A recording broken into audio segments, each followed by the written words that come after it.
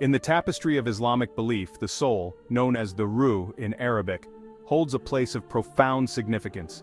It is the essence of life, the divine spark that animates our physical form and connects us to the Creator. Muslims believe that God, Allah, breathed His spirit into Adam, the first human, signifying the unique and sacred nature of the soul. The soul is not merely a component of our being, but rather the core of our existence. Understanding the journey of the soul is essential for Muslims as it provides a framework for understanding our purpose in life and what awaits us after death. The Quran and the Hadith provide guidance on the nature of the soul and its eternal voyage. The Islamic understanding of the soul's journey begins long before our earthly existence. According to Islamic teachings, before we were even a glimmer in our parents' eyes, our souls existed in a realm of pure spirituality.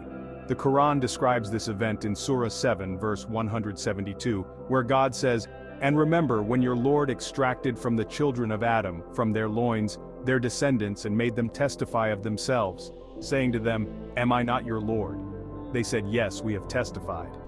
This verse highlights the primordial covenant between God and humanity, where our souls acknowledged His lordship even before our physical creation.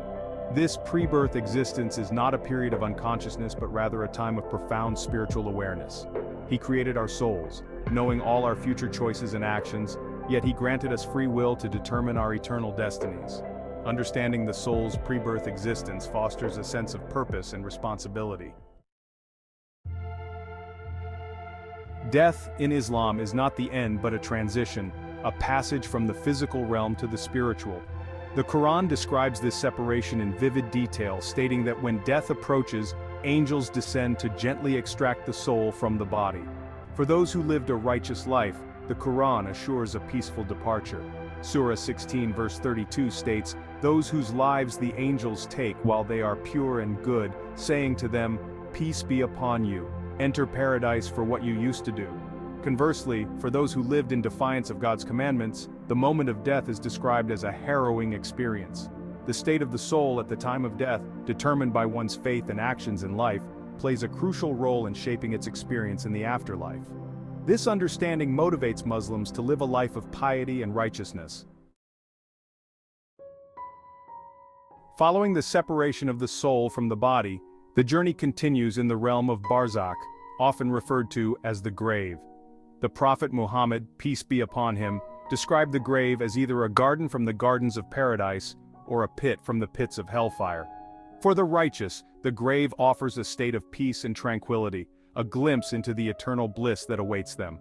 Conversely, for those who lived in disobedience to God, the grave becomes a place of questioning and torment. Angels will question the deceased about their beliefs and actions, and their responses will determine their immediate experience. The period spent in Barzakh is not merely a passive waiting period, but rather a time of continued spiritual development.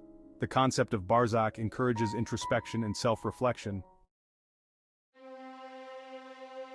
The culmination of the soul's journey lies in the Day of Judgment, known as Yawm al-Qiyamah in Arabic. This is the day when God will resurrect all beings, and every soul will stand before Him to account for its deeds in the worldly life. The Quran describes this day with vivid imagery, emphasizing its grandeur and the absolute authority of God. Surah 22 verse 5 states, "O mankind, fear your Lord. Indeed, the earthquake of the hour, that is, the day of resurrection, is a terrible thing. Those whose good deeds outweigh their bad will be granted entry into Jannah, the eternal paradise. Conversely, those whose bad deeds outweigh their good will be condemned to Jahannam, the Hellfire." The Day of Judgment is not merely a day of reckoning but also a day of ultimate justice and mercy. Jannah, the Islamic concept of paradise, is not merely a physical destination, but a state of eternal bliss and spiritual fulfillment, reserved for those who lived a life pleasing to God. The Quran and Hadith offer tantalizing glimpses into the wonders that await the righteous in this eternal abode. One of the most captivating descriptions of paradise is found in Surah 55, verses 54 to 56, which states, "Reclining on green cushions and beautiful fine carpets, blessed are the people of paradise." Paradise is not limited to physical pleasures, it is also a place of profound spiritual fulfillment. The greatest reward for the inhabitants of paradise is the opportunity to be in the presence of God, to gaze upon his countenance, and to experience his boundless love and mercy firsthand. The Prophet Muhammad, peace be upon him, described paradise as a place where your eyes have never seen, your ears have never heard, and your mind has never imagined. The descriptions of paradise serve as a source of inspiration and motivation for Muslims. While paradise represents the ultimate reward for the righteous, Jahannam, the Hellfire, embodies the consequences of leading a life contrary to God's teachings.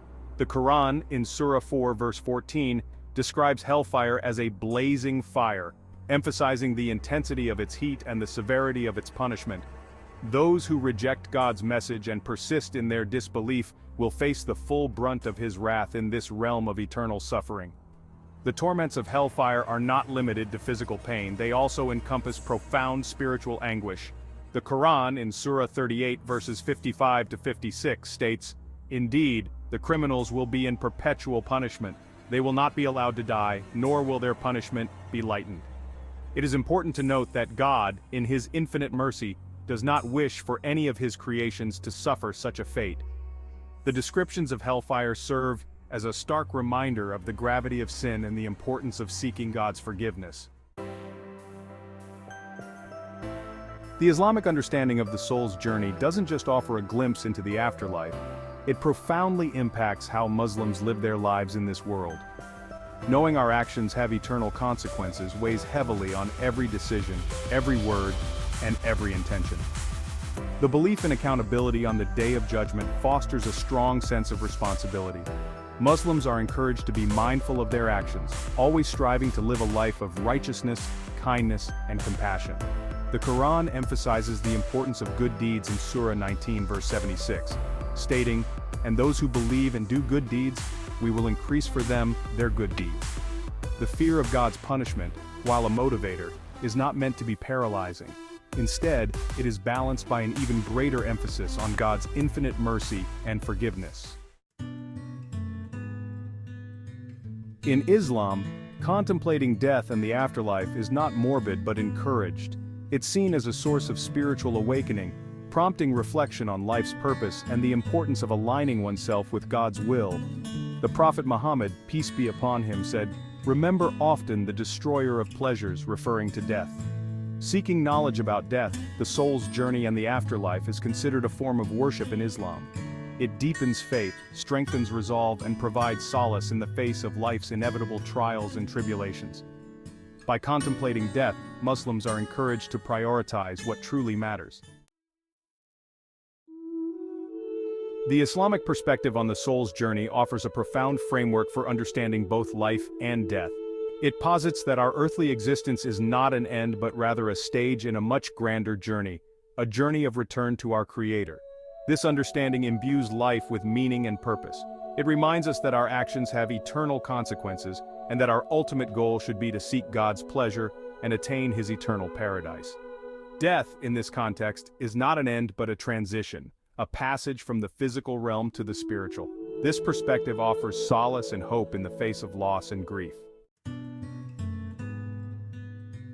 The Islamic understanding of the soul's journey is a tapestry woven with threads of faith, hope, and accountability. It offers a profound and comforting narrative that guides Muslims through the complexities of life and death. From the pre-birth covenant to the Day of Judgment and beyond, the soul's voyage is a testament to God's infinite wisdom, mercy, and justice. This understanding is not merely an intellectual exercise but a call to action.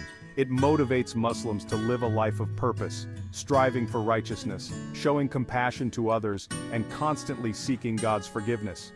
By embracing this eternal journey, Muslims find meaning in their lives, comfort in their deaths, and hope for a blissful eternity in the presence of the divine.